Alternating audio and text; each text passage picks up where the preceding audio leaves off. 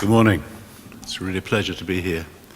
And it'll be interesting to see how many times I agree with Jonathan and how many times I disagree with Jonathan, so you begin to count now. I'm from TERENA, and this is what I'm going to tell you about this morning. A little bit about TERENA. Some of you have already heard it, so I'll be brief. Some evolutionary details of the ASRENs in Europe. A little bit of information about the foresight study that I undertook earlier this year called the ASPIRE study, and there are a couple of copies of that floating around. It's also available online. So. And then we'll talk about EduRoam and EduGain, because those things have been mentioned a few times, just very briefly at a high level, and then talk about international collaboration. So what is TERENA? It was a not-for-profit association, if you like. It's the ASREN of the North. It looks after the European ASRENs. The membership is now 40 countries. We have international members, including the European Space Agency and CERN, and associate members, including 12 commercials, and I see some of our members sitting here, plus Norginet and Dante. What do? We have a number of task forces to get people together talking about technical areas, so middleware, media, network operations, PR, business. These events or these activities are open to all. There are email distribution lists, there are meetings, some of which are supported by remote access using video. We run workshops and training. We make some publications. The compendium of ASRENs I will talk about. ASPIRE already mentioned. And we have a conference each year. Currently that runs at about 600 people. So the compendium, this has been mentioned several times. I'm happy to say that the 2013 edition is now online. You can find it at that address at the bottom. But what this material represents is 12 years of benchmarking, not just the European ASRENs, but some ASRENs outside of the European region. And I would really encourage you very strongly to submit data on your ASREN wherever it is, because this is becoming a really useful global tool. We are working with our peers from other regions to develop a global ASREN, and come and see me afterwards if you're interested in that. So what are the interesting things that you can see in the compendium? As I say, it's historic data. It allows us to benchmark. What you see is, in Europe, first ASREN started in 1976, which is really quite early. And that was Uninet.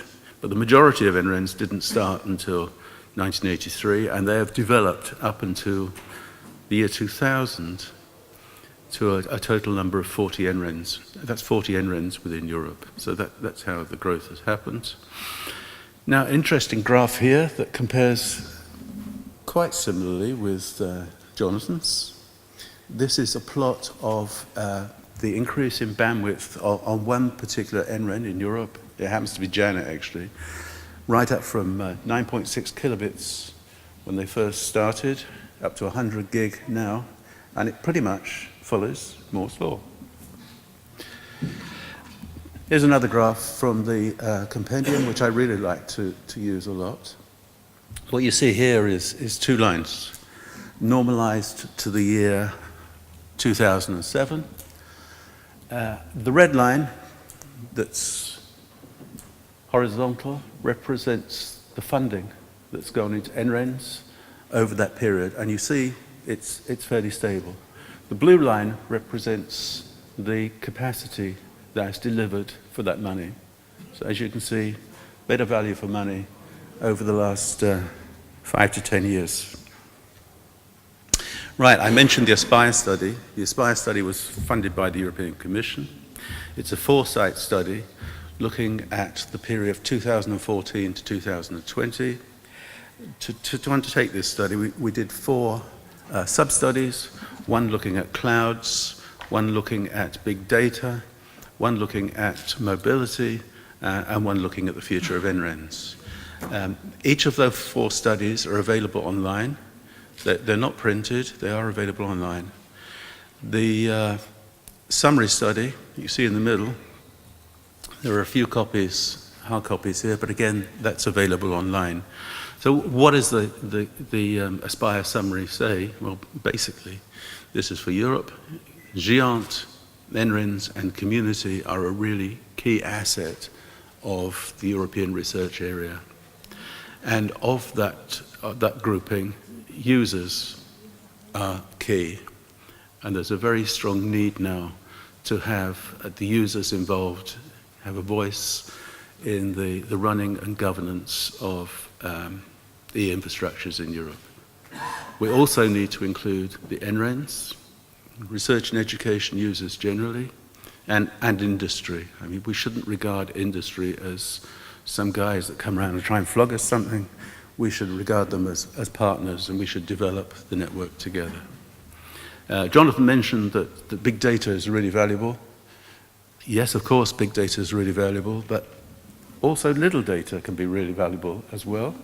So let's not forget what some people call the long tail of science. So what are the enablers to allow us to exchange this data, spread it around? Federation, which I'll talk about, access through mobile devices, and collaboration. So, if you don't remember anything from this presentation, apart from this is the one to remember, okay? Users are key. Important future services. I picked out really two. One's the authorization authentication, AAI, and what that gives you is scalable access in a controlled manner to your resources, and it should be easy to use. Integration of Wi-Fi and cellular data networks. I don't think I see many people without a mobile that's connected to the internet, or a laptop that's connected to the internet, or a tablet.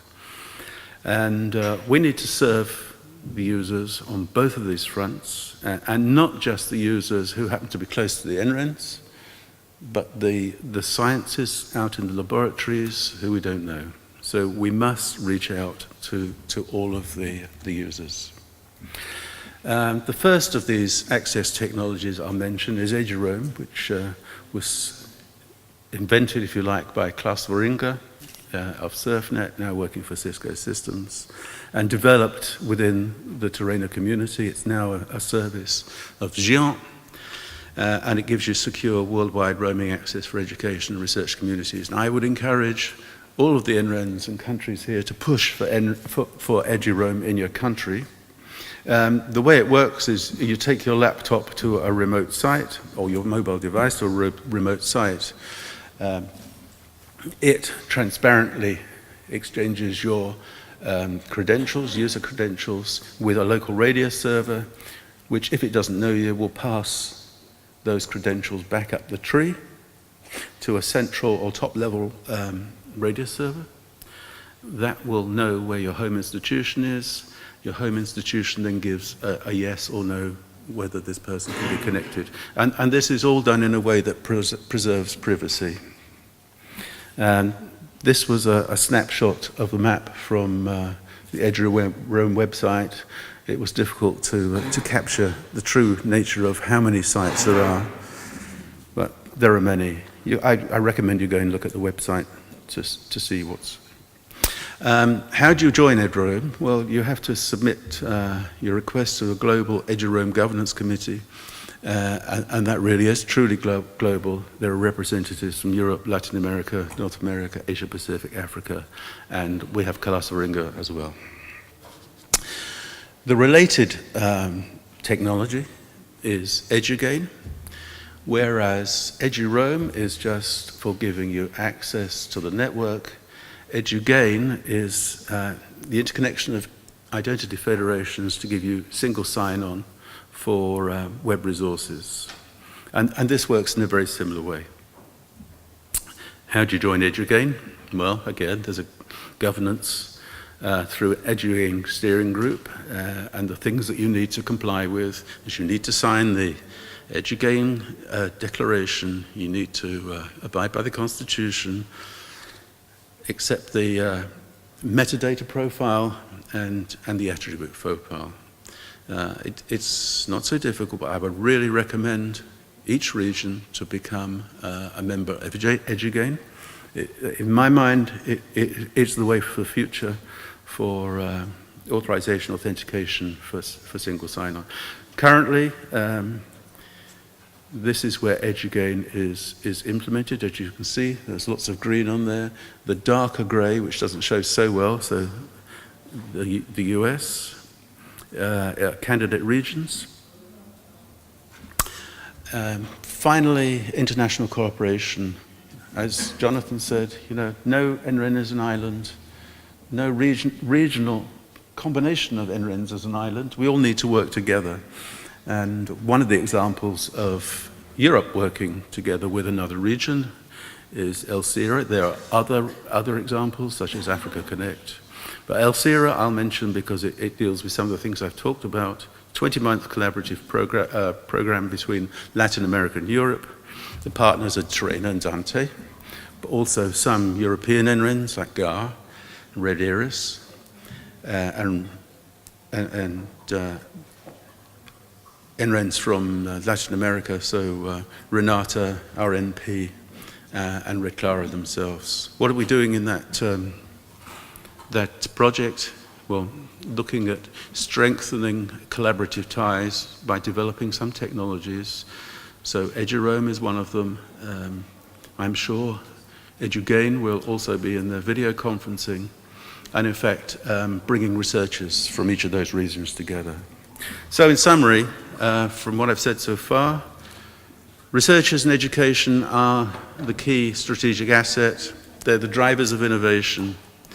You really need to involve key users in the sustainable governance of